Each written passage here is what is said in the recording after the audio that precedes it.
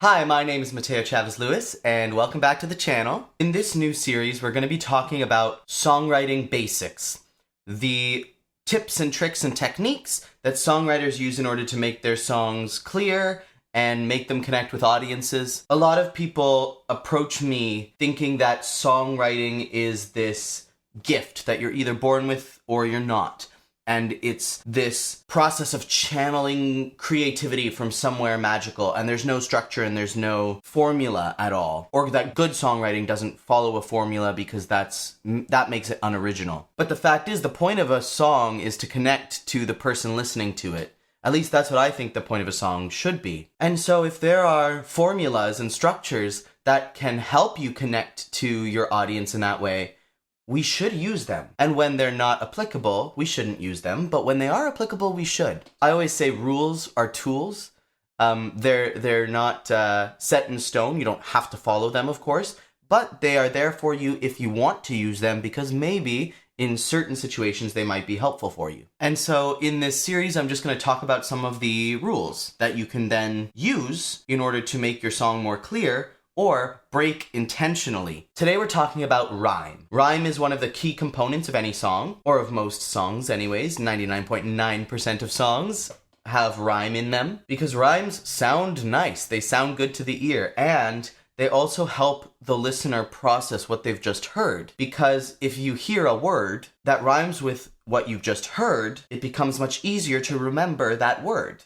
So there are two kinds of rhyme. There are perfect rhymes and imperfect rhymes. A perfect rhyme sounds exactly the same from the stressed syllable to the end. So in order to talk about perfect rhymes, we have to talk about the stress of words. For example, if I were to say consternation, the stress in that word is consternation, nay.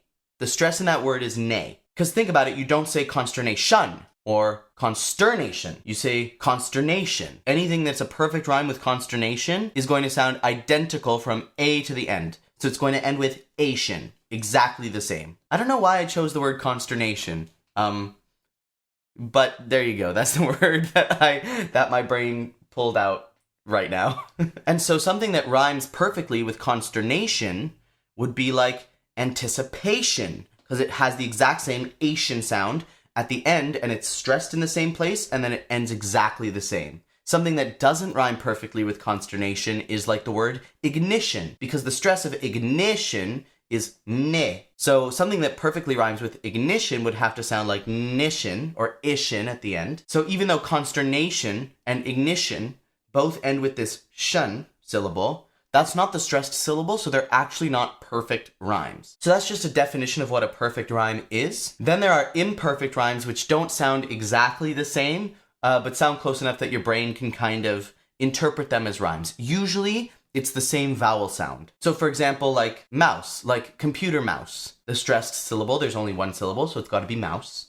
And then a perfect rhyme is house, but like an imperfect rhyme would be like south. So imperfect rhyme usually uses the same vowel sounds. But there's no real rule for what makes an imperfect rhyme or what doesn't. It's entirely up to your ear. Now Sondheim, Stephen Sondheim, the incredible legendary composer who just very recently passed away, he was always a very big stickler for the perfect rhyme. And the idea is that, especially if you're writing for musical theater, when somebody is watching your musical, they're paying $250 just to sit down and watch your musical one time. And if they miss something, they don't get to rewind or go back. It's happening live in front of them, and they paid a ton of money for this ticket to see it once, so they better get it all on the first listen. Sondheim attests that perfect rhyme is much more clear because imperfect rhymes confuse the listener. And so when you're writing especially a piece of musical theater or something that is intended to be performed live, you should always use perfect rhymes.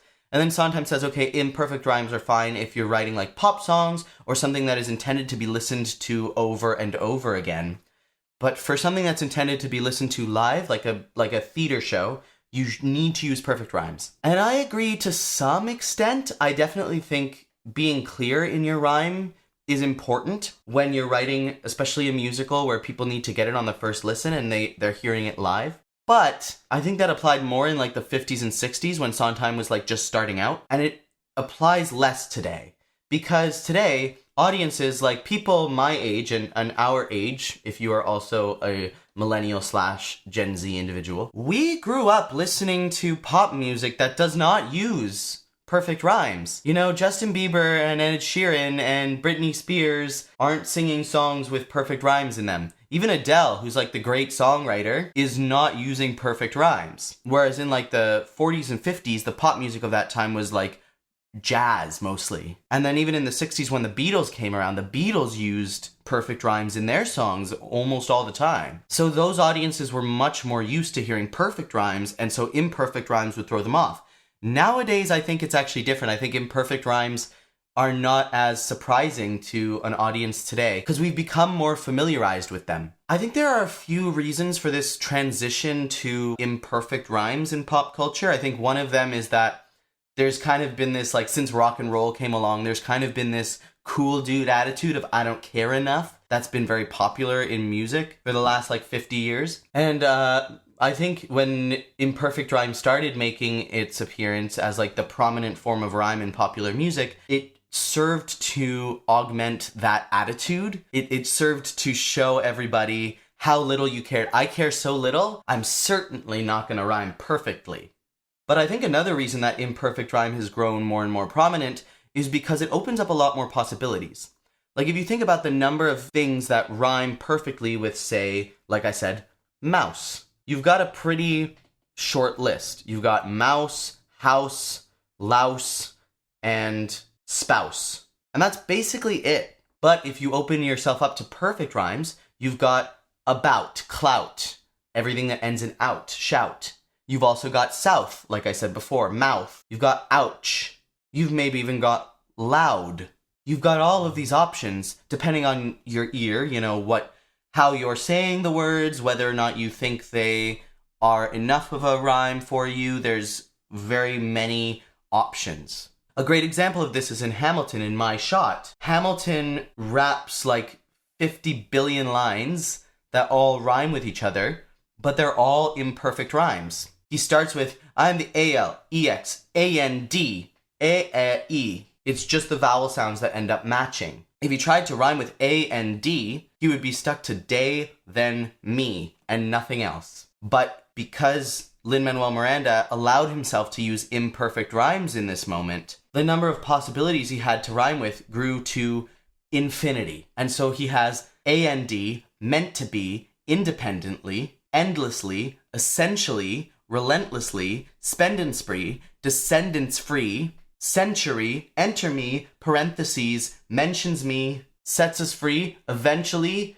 ascendancy. That's 15 rhymes. So that's the benefit of using imperfect rhymes, is it opens up a world of possibilities. And so that's why it's very often used in rap music, where the wordplay is kind of the most fun part. So how are we going to use rhyme in our song? Because you actually have to use the rhymes intentionally. Rhyming a word adds so much power to that word. And so if you rhyme the most important word in the line, it adds a lot of power to your line. A good example is in Wicked. So if you care to find me, look to the western sky. As someone told me lately, everyone deserves the chance to fly.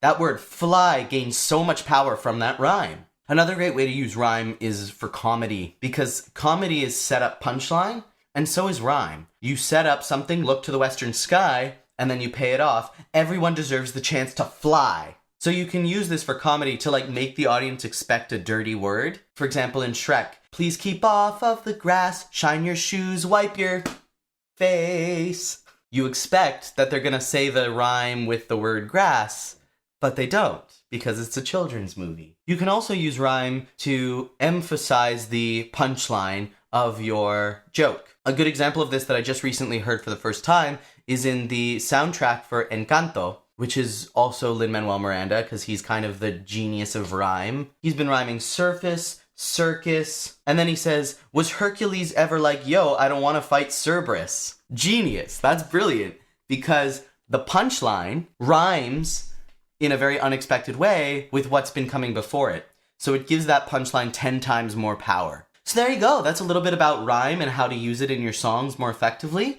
I hope this helps. And also comment, because I'm curious, comment what your favorite rhyme in any song ever is. Thank you so much. Make sure you subscribe. My name is Mateo Chavez Lewis, and I'll see you next Saturday. Goodbye.